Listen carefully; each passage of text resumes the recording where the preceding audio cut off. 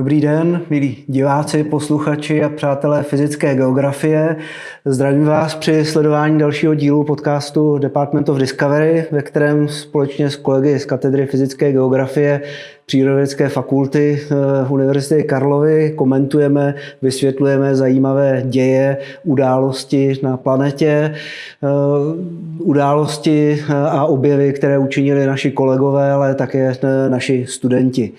U stolu na pražském Albertově se mnou dnes sedí Michal Jeníček, hydrolog, Dušan Romportl, krajinný ekolog, Tomáš Janík, biogeograf, já jsem Jakub Langhammer, hydrolog. Dnešní hlavní téma bude věnované sněhu.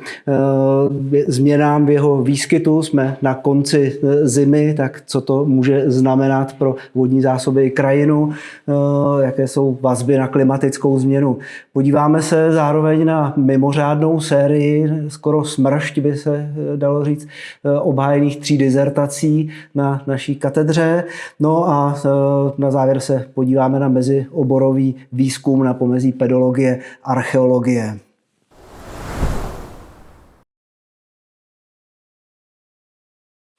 Jedním z mediálně známých útvarů, který se pravidelně sleduje vždycky ke konci zimy a v průběhu jara na našich horách, je takzvaná mapa republiky v Krkonoších. Je to sněhový útvar, u kterého se sleduje, jak dlouho vydrží, jak je mocný, rozsáhlý. Letos se v médiích objevilo, že je nejmenší za posledních 25 let.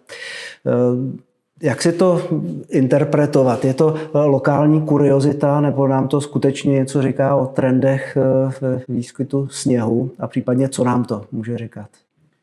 Tak já možná trošku neuspokojivě odpovím, že obojí. Protože tohle je opravdu hodně zajímavý lokální jev, který je hodně spojen s specifickým větrným prouděním v údolí Bílého Labe, kde část vlastně sněhu se přebývá na tohleto místo, na takzvanou mapu republiky do Modrého dolu. A skutečně letos toho sněhu kolegové z Krnapu naměřili nejméně vůbec v historii, nebo za to období měření. Je to asi 4,8 metrů, přičemž vlastně ty maxima, která jsou z let 2000 a pak třeba 2005, tak přesahují 15 metrů. A takže na jednu stranu to, kolik sněhu se bude akumulovat, je hodně dáno právě podmínkami té dané zimy a větry třeba, který zrovna vanou v tu chvíli, kdy sněží. Na druhou stranu samozřejmě i to celkové množství velmi dobře koreluje s celkovým množstvím těch srážek a sněhových srážek, který ten daný rok jsou. Takže opravdu je to i vlastně důvod pro to si myslet, že ve chvíli, kdy toho sněhu je málo, tak skutečně nám to i ukazuje něco o tom, že toho sněhu celkově vlastně ubývá. Vysvětlil, kde toho sněhu vlastně ubývá nejvíc u nás, protože máme jednak různý regiony, různé polohy, jestli ho nejvíc ubývá na horách, v nějakých středních polohách, nížinách, nebo je to jedno?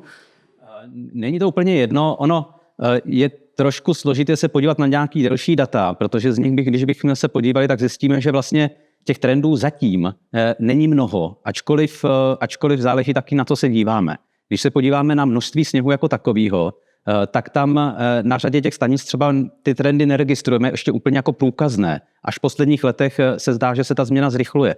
Ale když se podíváme třeba na dobu trvání té sněhové pokrývky nebo obecně na období tání sněhu, tak tam jasně vidíme na těch stanicích, že ten sníh začíná tát čím dál tím dřív roztává, což se samozřejmě projevuje dále.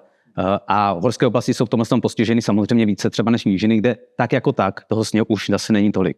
A to, že je méně sněhu, jakou roli v tom hraje vyšší teplota anebo případné změny ve srážkách? Teplota je v tomto případě naprosto dominantním faktorem, obzvláště ve chvíli, kdy vlastně víme třeba našeho území, že srážky, jejich celkové množství se zase tolik nemění. Na druhou stranu i srážky mají svoji velmi důležitou úlohu, a to především ve vyšších oblastech, kde vlastně kolikrát to, jestli ta zima je bohatá nebo chudá na sníh, záleží na tom nikoliv jak je vysoká je tam teplota nebo nízká, ale kolik těch srážek spadne.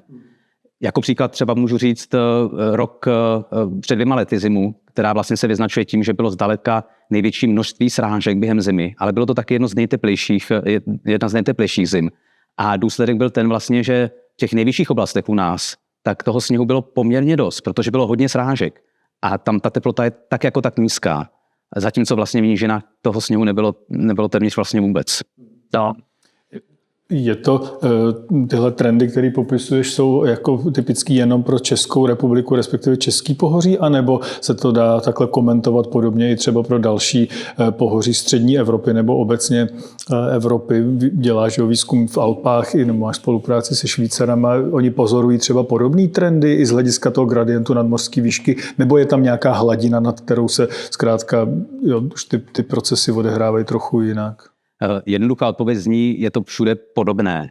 Samozřejmě, že jsou regionální rozdíly, hodně dané, třeba co se týká Alp tady v Evropě, tak tím, že vlastně tam mnohem větší výškový gradient. To znamená, skutečně můžeme pozorovat, že ty změny jsou trošku rozdílné v těch vyšších nadmořských výškách nebo v těch nižších, ale ve všech případech vlastně dochází k nějakému úbytku, byť je potřeba asi říct, že každý rok je trošičku jiný. Je tady velká klimatická variabilita, to znamená vlastně to, že celkově nám množství sněhu ubývá, ještě neznamená, že není nějaká zima, která je třeba bohatší než nějaká jiná. Takže víceméně trendy jsou podobné, ale můžou být třeba rozdíly maličko mezi jednotlivými pohořími podle nějakých převládajících situací, které přináší srážky třeba do střední Evropy.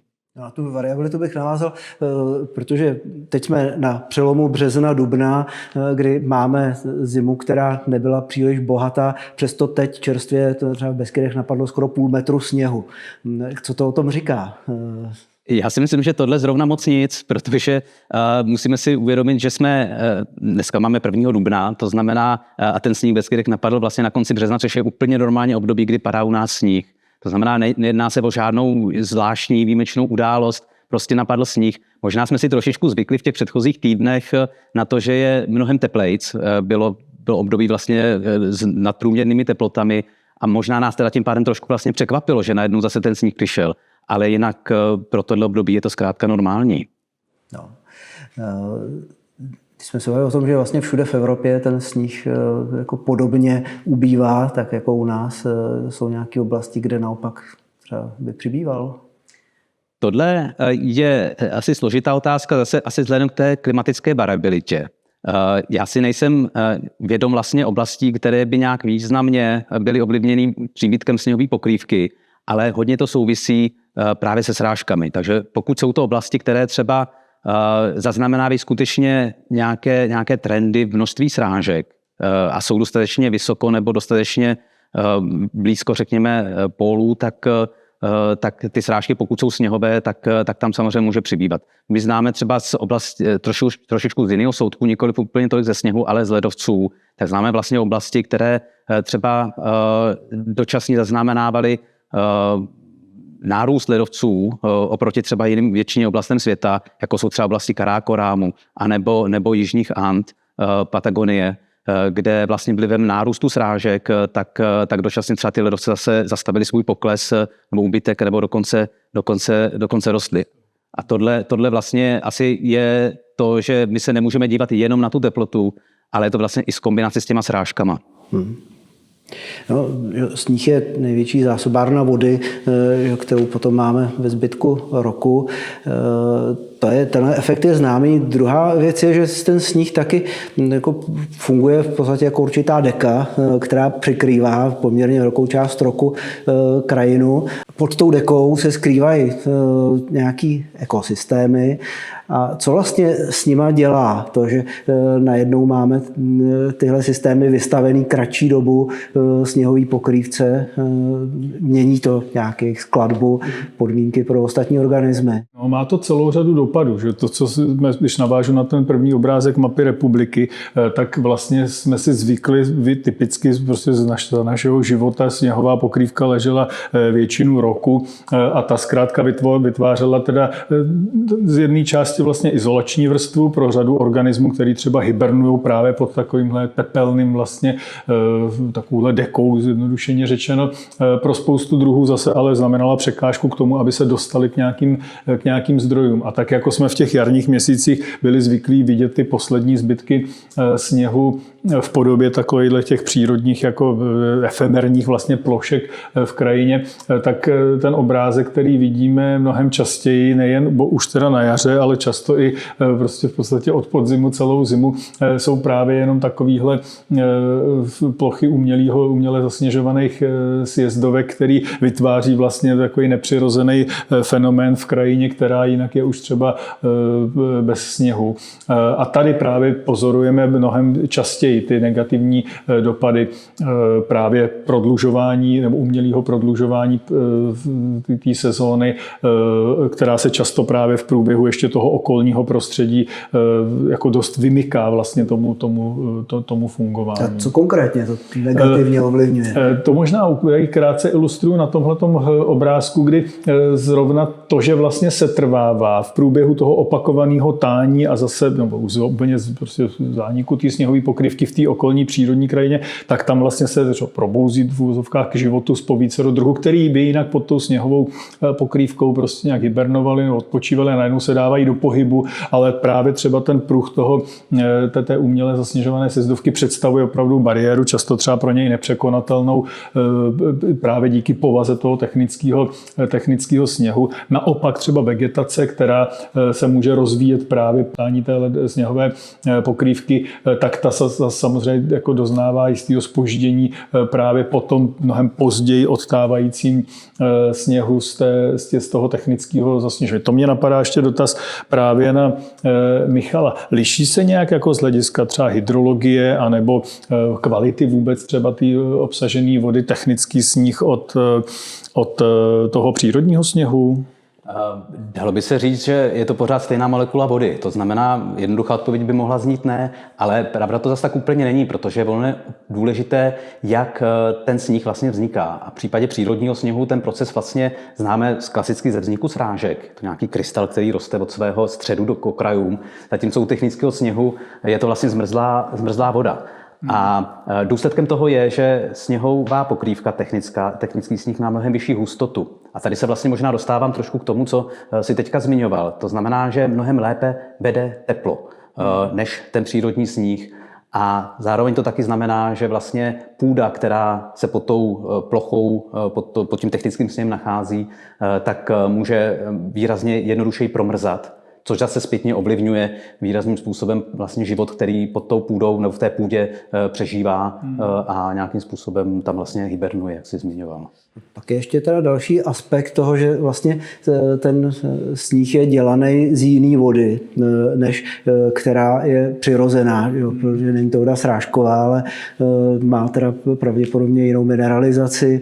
Jo, nevím, jestli jsou známý třeba dopady na projevuje se to právě třeba ve vyšší jako eutrofizaci třeba horských luk, který jsou jako minimálně na českých horách prostě přirozeně živinově velmi chudý, takže tam často jako nacházíme druhy, který by jinak v té konkurenci třeba jako nějakých náročnějších druhů právě na ty živiny neobstály. A tady, když jsou tam uměle právě dodávány právě díky té vodě z toho tajícího prostě technického sněhu, která je často čerpána třeba někde z těch nižších partí pohoří, živinově bohatší, tak se tam najednou objevují druhy, který zkrátka přetlačí konkurenčně tyhle prostě méně náročný na živiny, které pak na tom neobstojí. Na druhou stranu jsou potvrzený třeba i případy, myslím, že z Jeseníků, kde naopak přítomnost toho technického sněhu vlastně jako po té, co se tam začalo uměle zasněžovat, tak to vedlo k nárůstu populace. Teď přesně nevím, nějakého jako endemitu, který se dříve vlastně tam jako spíš tak jako stagnoval, nebo ta populace pomalu zanikala. Takže může to mít i jako neočekávaný pozitivní efekty, ale ty negativní samozřejmě zdaleka jako převažujou. K tomu bych možná jenom doplnil, vlastně ono hodně záleží na tom, odkud se ta voda bere pro to technické zasněžování. U nás v Česku, pokud vím, tak hodně velká část vlastně té vody se bere z toků, třeba přesně v Krkonoších, což je ta voda přesně mineralizovaná, která prošla už vlastně tím koloběhem. Zatímco ve chvíli, kdy bychom postavili nějakou jenom nádrž někde ve svahu, tak jako třeba bývá v Alpách, která je hodně živěna dominantně vlastně srážkovou vodou, případně nějakým malým přítokem, tak ta voda třeba zase tak mineralizovaná být nemusí. Takže tam asi budou i v tomhle ty rozdíly trošičku.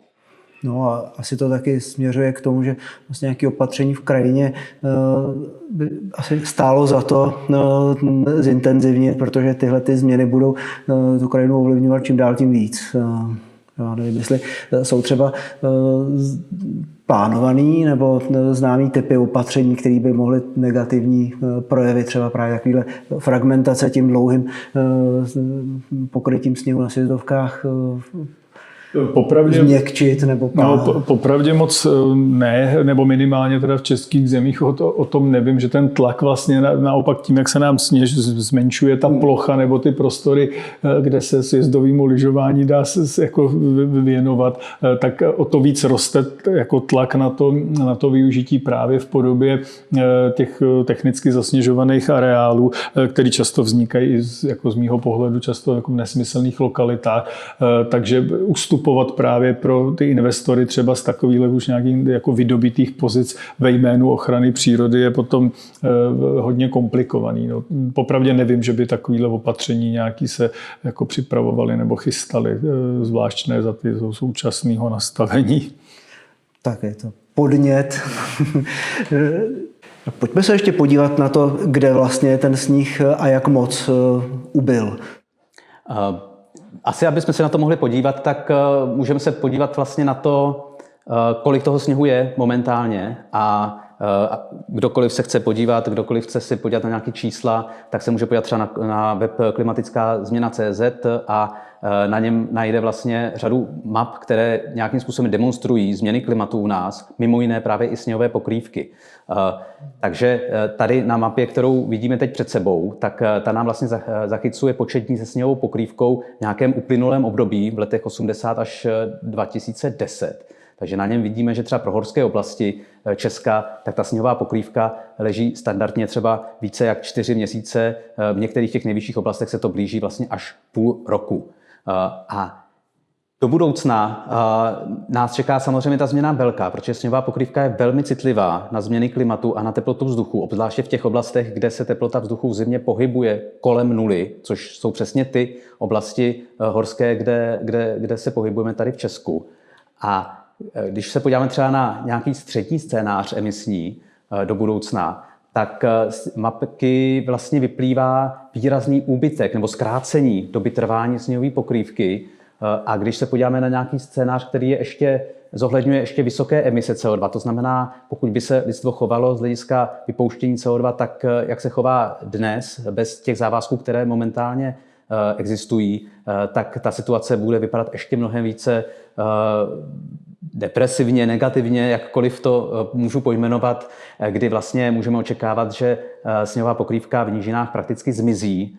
I pro území, jako je Českomoravská vrchovina, tak je to pár dnů, kdy se tam třeba bude vyskytovat a zůstane opravdu jenom v těch nejvyšších oblastech, kde se ale zároveň z toho půl roku zkrátí prostě o nějakých měsíc až 2 podle nadmořských výšek, podle lokalit.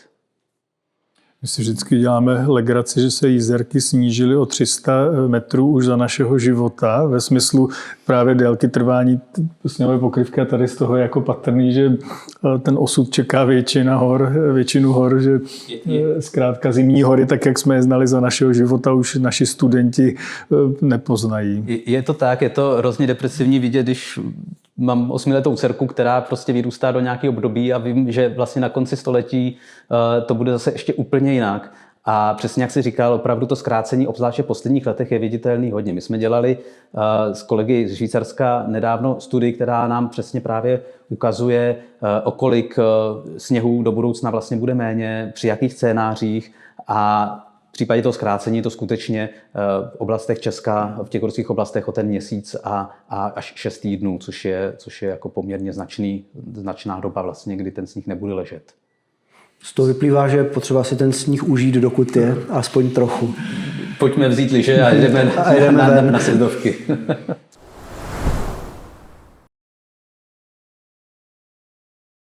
Tak pojďme na další téma, podívat se na to, na co přišli naši studenti, teď už vlastně naši kolegové, protože jde o 3 doktorandy, kteří v poměrně krátkém čase završili svoje doktorské studium 3 velmi zajímavýma dizertacema. Tomáš Krauskop, Vladimír Zíka a Robert Kvak. Tomáši, řekni nám, o co Určitě. Jenom bych se ještě nejdříve pozastavil u toho čísla 3 během 1 měsíce, 3 dizertace obhájené během 1 měsíce.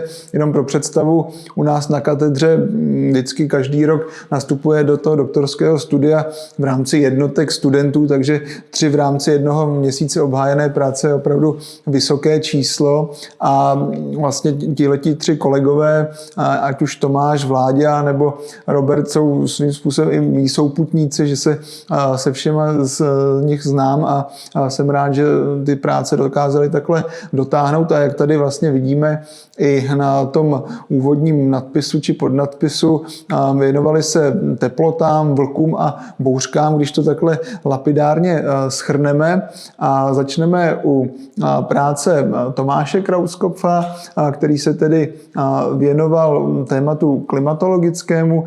Šlo o analýzy vnitrosezónní proměnlivosti teplot, a to v rámci Evropy, v měřítku celé Evropy, kdy zjišťoval, jak se teplota mění takhle právě v těch kratších časových intervalech v rámci těch jednotlivých sezon a došel možná k trošku překvapivému, bych řekl, závěru, kdy možná s tou probíhající klimatickou změnou se nám často může zdát, že ta proměnlivost těch teplot stoupá, ale vlastně on došel k tomu závěru, že ve většině roku, zejména tedy v zimě, ta proměnlivost naopak klesá, a to zejména tedy na severu a východě Evropy, a ten opačný trend, dejme tomu nějakého vzrůstu proměnlivosti, ten dokázal analyzovat nebo detekovat tedy v létě, a to především v západní Evropě, což třeba ilustruje potom dvojice těchto obrázků, který nějakými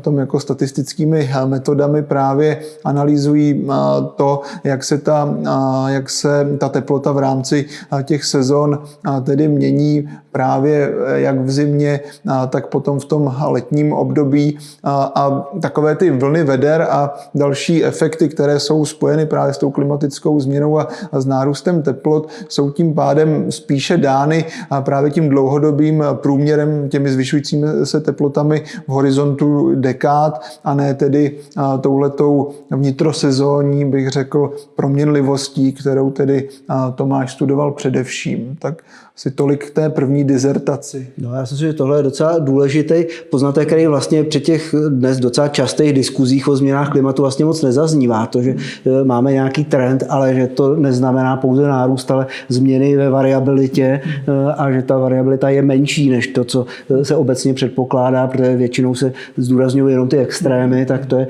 a že to je trend, který je pozorovatelný na úrovni celého kontinentu, tak přijde té práce, která je mimořádný, která taky byly publikace, které mám tu práci doprovodil, protože ty byly publikované ve špičkových žurnálech. Tam ještě vím, že v té práci taky hodně zmiňoval, že hodně záviselo na tom, s jakými daty pracoval, vůbec jako metodika toho, jak ty data byly pořizovány. Měl více těch časových řad a těch dat, se kterými pracoval, tak to potom hrálo velkou roli pro ty samotné výpočty potom té variability. Když se posuneme k té druhé práci, tak to je práce Vladimíra Zíky. Ten se ve středoevropském kontextu věnoval vlku obecnému, což je taky jako velmi aktuální téma. Víme, že zhruba za těch posledních 10 let osídlil i území Česka, i to naše území, a právě ta střední Evropa se jeví jako taková křižovatka vlčí právě těch různých evropských subpopulací vlků oka, ať už ti, dejme tomu, odněkať z jihu, z té alpské populace, nebo naopak ze severu, naopak z té lužické nížinné populace, nebo potom z Karpat zase ta populace vázaná, dejme tomu, zase na horské prostředí, ale jdoucí z východu, tak to jsou dílčí subpopulace, které se tady u nás potom střetávají a Vláďa potom modeloval, jak ty naše populace by dokázaly žít vlastně v tom našem českém rybníčku a jak ta krajina je pro ně vhodná i z hlediska konektivity. Modeloval potom, kde jsou ty vhodné habitaty, což jsou především ta jako lesnatá území. Na druhou stranu je zase dobré si uvědomit, že vlk je jako v tomhletom velký generalista, dokáže žít v podstatě jako kdekoliv, byť tedy ty nejvhodnější lokality jsou potom vázány zejména na ty rozsáhlejší lesnaté komplexy, co u nás, zejména v tom pohraničí, nacházíme. A samozřejmě hrozbou je fragmentace území, toho, že ty subpopulace mezi sebou potom nedokáží se komunikovat a dohromady tedy se potkávat a tím pádem ani třeba rozmnožovat. A podíváme se ještě na tu třetí práci v rychlosti, která tedy byla zaměřena na bouřky a jejich vznik. A autorem této práce je tedy Robert Kvak a jakožto rodilý Slovák si vybral za to své zájmové území západní Karpaty a věnoval se tedy bouřkám tam a toho, jak vznikají, jak vlastně celý ten proces funguje.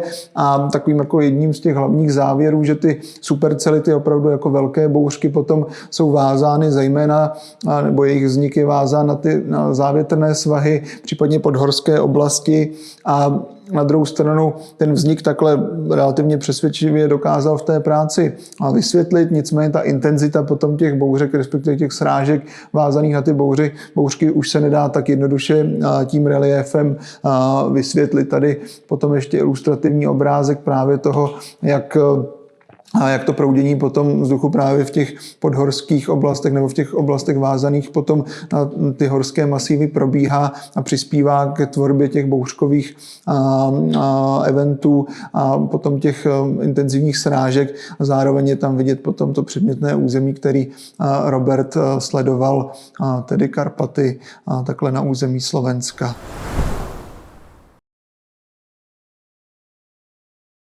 Tak pojďme na poslední blok a ten bude ochutnávkou toho, co nás bude čekat v příštím díle, kdy už bude plný jaro, tak se budeme věnovat půdám. A pojďme se podívat teď na výzkum, který přichystali naši pedologové ve spolupráci s archeology.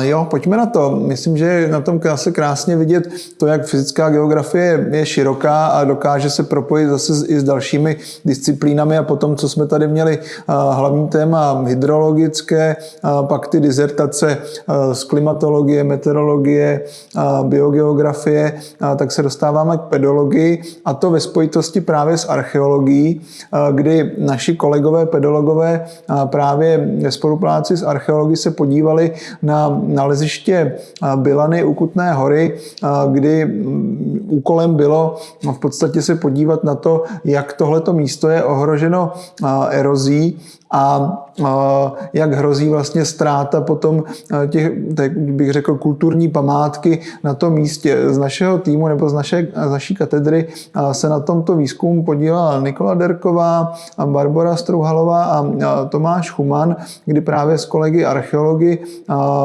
věděli, že v těch jako už docela dobře zmapovaných místech u Bilance nachází takovéto rondely a oni potom analyzovali, nakolik jsou právě ohroženy erozí, protože jak vidno, je to normálně v orné půdě a je to v regionu, který je vlastně relativně intenzivně právě tou zemědělskou výrobou znám a využíván. A tady už je vidět ten zásadní obrázek, kdy ty červené barvy ukazují právě ztrátu tématu půdy v místech těch jednotlivých rondelů, které jsme viděli i na tom předchozím obrázku, a z hlediska vypočtené a změřené rychlosti té eroze je možné, že za několik dekád v podstatě úplně zmizí potom ta památka doslova z povrchu zemského. Ale o tom nám určitě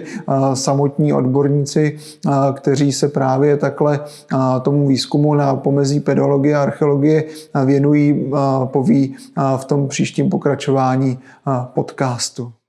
Na to se budeme těšit za měsíc na viděnou u tématu půdy.